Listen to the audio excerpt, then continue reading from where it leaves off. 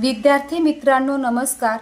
आज आपण इयत्ता 6वी हिंदी विषयातील जोकर या पाठातील प्रश्नोत्तरे लिहिणार आहोत। चला तर मग सुरुवात करूया।